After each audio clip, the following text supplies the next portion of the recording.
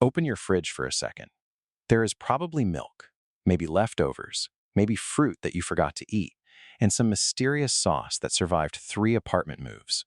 If you get hungry tonight, your biggest survival decision is whether to reheat something or order takeout. Now compare that to the fantasy version of Viking life that movies keep selling us. A roaring hall, endless meat, ale splashing everywhere, and giant men apparently powered by pure masculinity. It looks glorious. It also falls apart the moment you ask the most boring question in history. Where did the calories come from in February? That is the part Hollywood hates, because real survival is not a sword fight. It is accounting. Cold, damp, exhausting accounting. In a northern winter, you are not trying to look fierce. You are trying not to become a weak, shivering, infected skeleton by the end of the season. And that is why the number 4,000 matters. For many people doing heavy labor in freezing conditions, that is the kind of daily energy demand that starts to make sense. Not every Viking, every day, of course. A child, an elder, or someone doing lighter tasks would need less. But an adult hauling wood, repairing fences, carrying water, tending livestock, rowing when needed, processing food, and simply trying to stay warm could burn through an absurd amount of fuel. Your body is expensive in the cold. Even when you are standing still, it is spending energy to keep your core alive. Add wind, wet clothing, poor sleep, darkness, and relentless chores, and that modern, neat little guideline of 2,000 calories starts looking adorable. The Viking winter was not a test of courage. It was a metabolic emergency stretched over months, and the North was not generous. In much of Scandinavia and the North Atlantic, winter meant short days, frozen ground, storms, and long periods when fresh plant food was nearly gone. There was no supermarket. There was not even a reliable crop cycle every year. One bad harvest did not mean inconvenience. It meant that the arithmetic of spring might end with graves. So let us do the ugly math. Imagine a household of 6 people. Not all of them need 4,000 calories, but let us say the group average across adults, children, and elders comes out lower, perhaps around 2,500 to 3,000 per person across the season. Over roughly 5 months of hard winter and lean early spring, that household needs an enormous mountain of stored energy. Grain, dried fish, dairy, animal fat, smoked meat, maybe some preserved roots, maybe whatever could be gathered, trapped, or caught when weather allowed. Miss the target by too much, and everything begins to unravel. People get weaker. Immunity drops. Work slows down. Then the next day becomes even harder because survival itself is labor. And here is the trap. Vikings were not just feeding people. They were also trying to keep some animals alive through winter. Cattle, sheep, and goats were not magical calorie machines. They needed hay and shelter. Every mouth on the farm competed for summer sunlight that had already passed. This is why winter slaughter was so important. You could not keep every animal alive until spring. Fodder was limited. So communities made brutally practical choices. Some animals were culled in autumn, turning grass into meat, blood, tallow, hide, bone, and preserved food. The lucky few breeding animals stayed alive on precious stored hay. Winter was a negotiation between today's hunger and next year's survival. This is also why the image of Vikings casually chewing endless fresh beef is nonsense. Large cattle were valuable. They gave milk, status, traction, and future calves. Slaughtering them casually for cinematic turkey leg moments would be like burning your bank account to stay warm for one evening. More often, people leaned on what the landscape gave in bulk and what could survive storage. Barley, oats, rye in some places, dairy, fish, animal fat, broths, blood products, hard bread, porridge, soup. The heroic meal of winter was often not glamorous. It was stable. Fish, in particular, could become the difference between endurance and disaster. In northern coastal regions, cod and other fish were a miracle with fins. Catch them in season, split them, dry them in cold-moving air, and suddenly you had a protein source that could last for months. This was not fancy cuisine. This was biological engineering. Dried fish is light, dense, and durable. It can travel. It can be traded. It can sit in storage while the world outside turns white and hostile.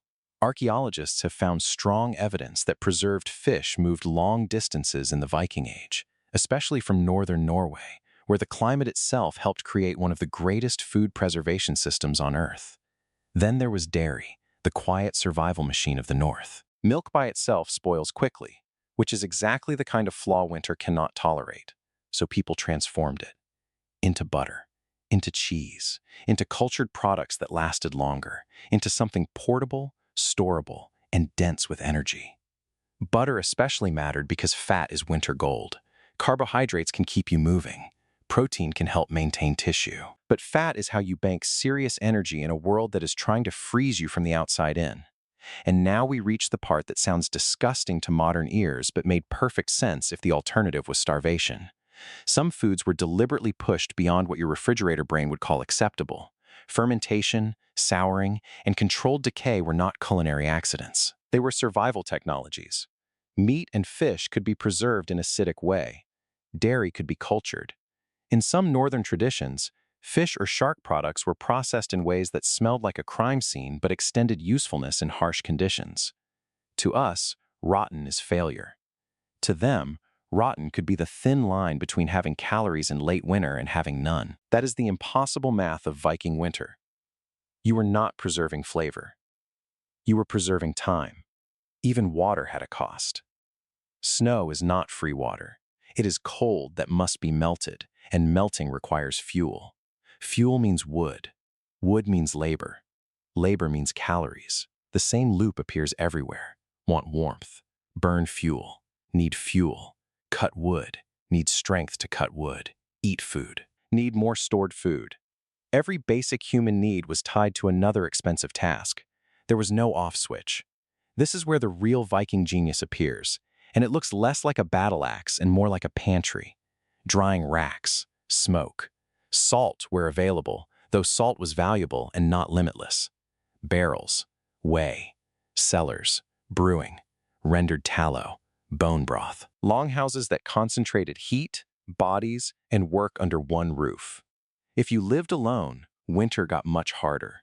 If you lived in a household that pooled labor and resources, your odds improved dramatically. Community was not a sentimental value. It was infrastructure. The longhouse itself was a survival tool. A central hearth gave heat and a place to cook. Animals could sometimes be housed close enough to contribute warmth. Thick walls, turf roofing, textiles, sleeping platforms, and careful management of smoke and fire created a thermal buffer against the outside world. Not comfort by modern standards, but compared with open exposure, it was revolutionary. A house that leaks less heat is a house that saves calories. Archaeology backs this up in surprisingly concrete ways. Animal bones from Viking Age sites show patterns of seasonal slaughter consistent with winter planning. Charred grains reveal the importance of cereals like barley. Residues in vessels and dairy processing equipment point to the central role of milk products. Fish remains turn up far from the coasts where they were caught, suggesting trade in preserved marine food. Middens, storage features, and farm layouts all whisper the same message. These people were not surviving on spontaneous heroism. They were surviving on systems. Biology supports the same picture. Human energy expenditure rises sharply in cold environments, especially when activity levels are high and clothing is wet or inadequate.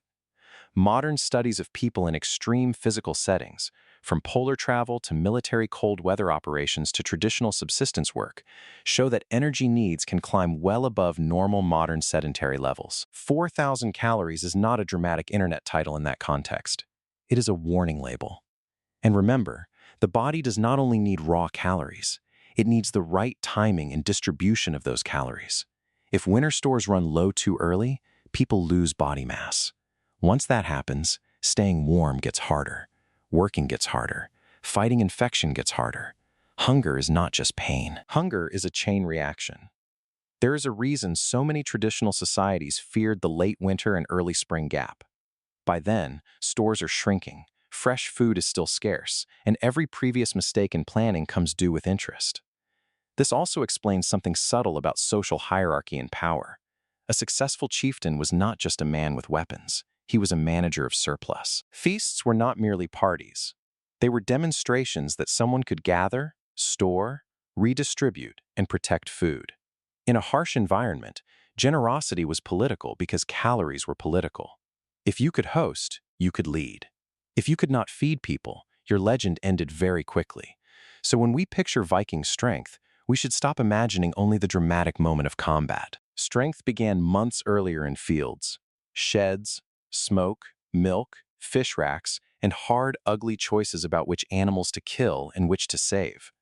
The warrior at sea was standing on a pyramid of invisible labor. Somewhere behind every raid, every voyage, every saga, there was a person splitting cod in freezing wind, stirring barley, churning butter, drying hay, and praying that the stores would last.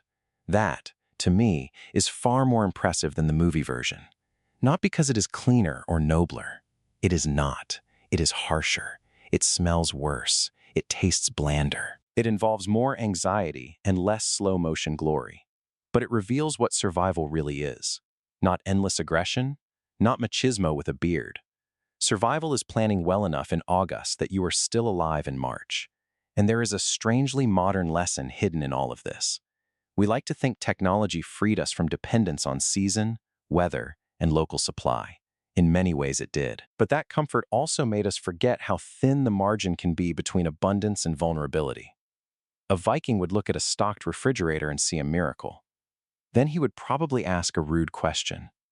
How many days does it last if the power goes out? So the next time a show gives you a table piled with perfect meat and roaring laughter, remember the real northern equation behind the fantasy.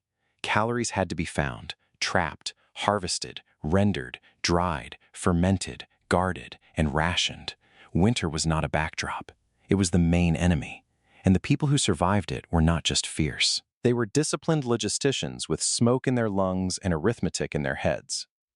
If you had to feed your household through one Viking winter with no fridge, no deliveries, and no second chance, what would you store first? And what fact shocked you most?